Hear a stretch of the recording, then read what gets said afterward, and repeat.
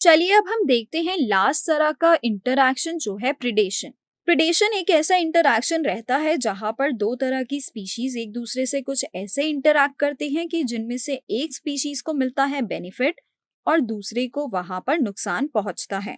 इसी तरह का कुछ इंटरैक्शन हमने पैरासिटिज्म में भी देखा था। चलिए देखते हैं कि प्रिडेशन में हमें क्या अलग देखने को मिलता है। हम ये सभी जानते हैं कि हमारे एनवायरनमेंट में जितने भी लिविंग ऑर्गेनिजम्स होते हैं वो सभी अल्टीमेटली प्लांट्स के ऊपर डिपेंड करते हैं। यानी कि जो बर्ड्स और इंसेक्ट्स हैं अगर वो प्लांट्स को खाती हैं, उनके ऊपर डिपेंड होती हैं फूड के लिए, तो जो हायर ऑर्गेनिजम्स हैं वो इन बर्ड्स और इंसेक्ट्स को कंज्यूम करते हैं एज अ फूड। तो इनडायरेक्टली उन ऑर्गेनिजम्स के अंदर भी प्लांट का न्यूट्रिशन जाता है।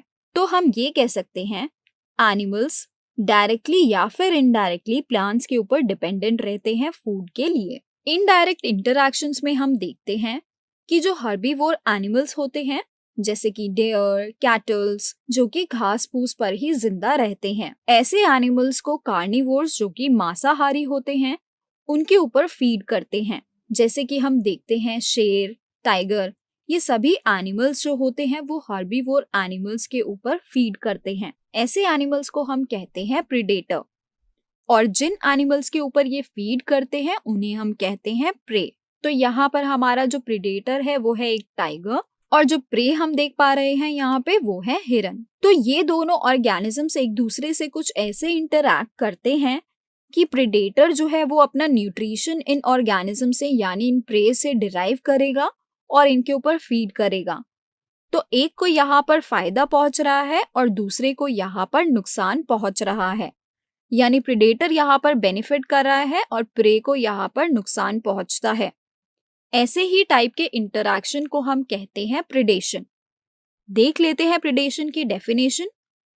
Predation is a biological interaction where one organism, which is the predator, kills and eats the another organism which is known as prey. हम सभी फूड चेन के बारे में तो जानते ही हैं, जहां पर हमारे जो प्राइमरी प्रोड्यूसर्स रहते हैं वो होते हैं प्लांट्स, जिन्हें फिर कंज्यूमर्स कंज्यूम करते हैं।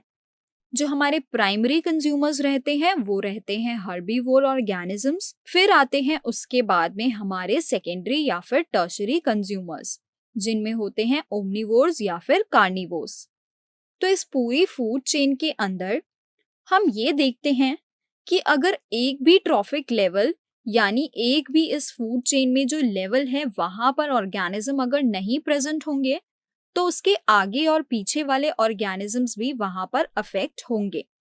यानी कि अगर प्लांट्स को खाने के लिए हर्बीवोर्स नहीं होंगे तो प्लांट्स बहुत ज्यादा बढ़ जाएंगे। इसी तरह अगर हर्बीवोर्स को खाने के लिए कार्निवोर्स नहीं होंगे तो हर्बीवोर्स बहुत ज्यादा बढ़ जाएंगे। और उल्टा भी देखने को मिलता है और इसका ऑपोजिट भी देखने को मिलता है। यानी कि अगर प्लांट्स नहीं होंगे तो हर्बीवोर्स नहीं होंगे, यानी उनको खाने के लिए कुछ नहीं मिलेगा। और अगर हर्बीवोर्स नहीं होंगे तो कार्निवोर्स जिंदा कैसे रह पाएंगे, उनके लिए भी खाने के लिए कुछ होना चाहिए। और क्योंकि ये हर्बीवोर्स यानी कि डेयर, रैबिट्स इन सभी पर फीड करते हैं तो इनका फूड भी वहां पर खत्म हो जाएगा। तो अल्टीमेटली हम ये कह सकते हैं कि ये सारे ही ऑर्गेनिजम्स जो होते हैं जो कि हर एक ट्रॉफिक लेवल को ऑक्यूपाई करते हैं फूड चेन के अंदर, वो सभी एक दूसरे के ऊपर डिपेंडेंट होते हैं। और अगर इनमें से एक भी लेवल के अंदर ऑर्गेनिजम्स को अफेक्ट पहुंचता है यानी वो बहुत ज्यादा कम हो जाए या फिर बहुत ज्यादा बढ़ जाए तो पूरी की पूरी फूड चेन वहां पर अफेक्ट होती है और अल्टीमेटली हमारे पूरे इकोसिस्टम का बैलेंस जो है वो बिगड़ जाता है। और यही रीजन होता है कि हमें प्रिडेशन जैसा इंटरैक्शन अपने एनवायरनमेंट में देखने को मिलता है, क्योंकि जो प्रिडेटर्स होते हैं वो प्रे की पॉपुलेशन को कंट्रोल में रखते हैं। एग्जाम्पल के तौर पे हम देख सकते हैं white tail deer. White tail deer की जो स्पीशीज होती है वो कभी कभी कुछ पार्ट्स ऑफ वर्ल्ड में बहुत ज्यादा देखने को मिलती है और ये ज्यादा पॉपुलेशन होने की वजह से एनवायरनमेंट के अंदर इंस्टेबिलिटी आ सकती है। तो इसी को कंट्रोल में करने के लिए प्रेडेटर्स की वहां पर रिक्वायरमेंट रहती है। इसी तरह का एक एग्जाम्पल हमें देखने को मिलता है ऑस्ट्रेलिया में, जहां पर कैक्टस प्लांट की पॉपुलेशन बहुत ज्यादा हो गई थी। इसी वजह से वहां पर कुछ ऐसे ऑर्गेनिजम्स यानी कि कैक्टस के ऊपर फीड करने वाले प्रेडेटर्स जो कि एक मॉथ है उसको इंट्रोड्यूस किया गया। इसका बायोलॉजिकल नेम है कैक्टोब्लास्टस कैक्टोरम। इस स्पीशीज को यहाँ पर इंट्रोड्यूस किया गया ताकि ये कैक्टस के प्लांट के ऊपर फीड कर सके और कैक्टस की जो इतनी ह्यूज पॉपुलेशन वहां पर बढ़ती जा रही थी उन स्पीशीज को वहां पर रिड्यूस कर सके। इसी तरह का एक और एग्जाम्पल देखा जाता है एग्रीकल्चर में। कुछ ऐसे एफिड्स देखे जाते हैं जो कुछ प्लांट्स के लीव्स के सैप को सक करते हैं और धीरे धीरे इन लीव्स को वो वहां पर डिस्ट्रॉय कर देते हैं। तो ऐसे में जो लेडी बग्स हैं उनको इंट्रोड्यूस किया गया क्योंकि ये जो लेडी बग्स हैं वो इन एफिड्स के ऊपर फीड करते हैं और इन एफिड्स की पॉपुलेशन को वहां पर कंट्रोल में लेकर आते हैं ताकि हमारे प्लांट्स को इस टाइप के डिस्ट्रक्शन से बचाया जा सके। और इसे हम कहते हैं बायोलॉजिकल कंट्रोल मेथड। और ये मेथड को अडॉप्ट किया गया था एग्रीकल्चर के अंदर, जहां पर इस मेथड को हम पेस्ट कंट्रोल मेथड भी कहते हैं। प्रेडेटर्स जो होते हैं वो स्पीशीज की डाइवर्सिटी को मेंटेन करने में भी हेल्प करते हैं, यानी कि अलग अलग तरह के प्रेडेटर्स जो होते हैं वो अलग अलग प्रे के ऊपर फीड करते हैं ताकि एक टाइप की प्रे की स्पीशीज का वहां पर एक्सटिंक्शन ना हो जाए और अलग अलग प्रेडेटर्स के लिए अलग अलग प्रे स्पीशीज अवेलेबल हो। और इन्हीं तरीकों से इकोसिस्टम के अंदर एक स्टेबिलिटी मेंटेन रहती है और साथ ही स्पीशीज डाइवर्सिटी भी देखी जाती है। अगर प्रेडेटर्स जो हैं वो अपनी प्रे के ऊपर एक्सेसिवली फीड करेंगे, यानी उनके सामने जितने भी प्रे आएंगे वो उनको इमीडिएटली खत्म करके अगर खा जाएंगे, तो एक टाइम ऐसा आएगा कि सारे के सारे प्रे उनके लिए खत्म हो जाएंगे, यानी वो एक्सटिंक्ट हो जाएंगे। और अगर ऐसा होगा तो प्रेडेटर्स की लाइफ भी पॉसिबल नहीं हो पाएगी क्योंकि उनके लिए फूड जो है वो अवेलेबल नहीं रहेगा। लेकिन नेचर में एक्चुअल में ऐसा नहीं देखा जाता क्योंकि जो प्रेडेटर्स होते हैं वो काफी समझदार होते हैं, यानी वो प्रूडेंट रहते हैं। प्रूडेंट से हमारा मतलब है कि वो हमेशा अपना फ्यूचर का सोचकर चलते हैं। वो ये देखते हैं कि फ्यूचर में उनको प्रे की जरूरत होगी as a source of food, तो इसीलिए वो एकदम से सारी ही प्रे पॉपुलेशन को खत्म नहीं करते, बल्कि वो प्रे के साथ इस हिसाब से इंटरैक्ट करते हैं कि उनके फ्यूचर एस्पेक्ट्स भी वहां पर मीट हो सके। क्या आप जानते हैं कि प्रे भी बहुत ही ज्यादा समझदार होते हैं? हमारे लिविंग नेचर के अंदर हर एक लिविंग ऑर्गेनिज्म की जो लाइफ है वो इक्वली इम्पोर्टेंट रहती है, चाहे वो प्रेडेटर हो या फिर प्रे हो। तो इसीलिए जो प्रे होता है उनके अंदर कुछ ऐसी अडेप्टेशंस देखी जाती हैं जिससे वो अपनी जान को बचाने की कोशिश करते हैं। जैसा कि आप यहाँ पर देख पा रहे हैं, ये सभी ऑर्गेनिजम्स जो हैं इन सभी का कलर और टेक्सचर जो है वो उनके सराउंडिंग्स की ही तरह है, यानी ये यहाँ पर कुछ एक अडेप्टेशन शो करते हैं जिसे हम कहते हैं केमोफ्लाज। केमोफ्लाज के थ्रू ये अपनी बॉडी के कलर को और टेक्सचर को कुछ ऐसे चेंज करते हैं कि ये उनके सराउंडिंग्स की तरह एकदम दिखने लगती हैं ताकि प्रेडेटर जो है उनको आसानी से ना ढूंढ सके और ये प्रेडेटर से बच सके।